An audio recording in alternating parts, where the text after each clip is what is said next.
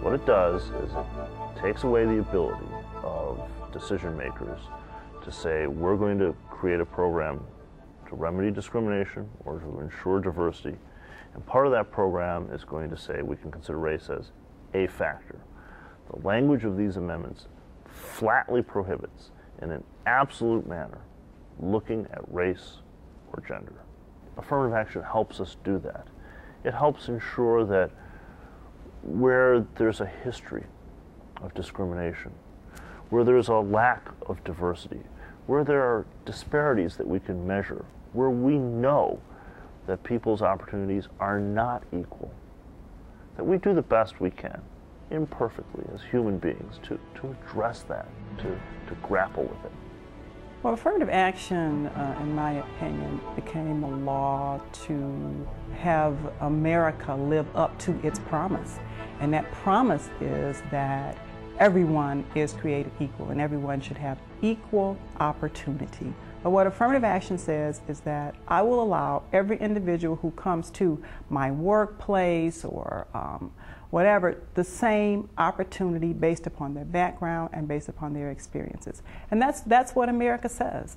That's what the Statue of Liberty says, sitting out there in the harbor. And so affirmative action says, you know what, sometimes we have to prod people along, and sometimes we have to prod a government along. If that were not so, our Constitution would not have the number of amendments that it has. Well, it is only through such programs that we can ensure full participation in what is offered in society for those who would ordinarily not have it.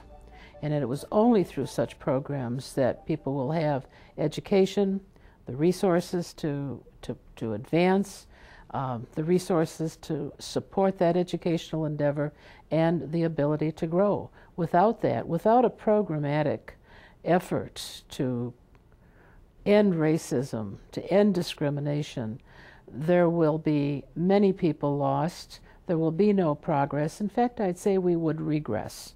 If we don't go forward, we're not standing still, we're going backwards. I hear doors slamming. I hear that opportunity that we've worked so hard to build. And it's not just about the individual. It's about moving our state ahead economically. It's about building our communities. It's about being a state where people want to live. If you make a statement that you are going to enshrine a ban on opportunity and access for those who might not otherwise have had it, that sends a terrible message about who we are. And frankly, it's not who we are. And I don't believe that people believe it's who we are. I think people want to see us as a state that embraces possibility and hope for everyone. And to enshrine something that would end up being viewed as discriminatory and negative and exclusive rather than inclusive would be a terrible statement about Michigan. I'm confident that the people of Michigan will see through this and not enshrine that kind of exclusivity into our Constitution.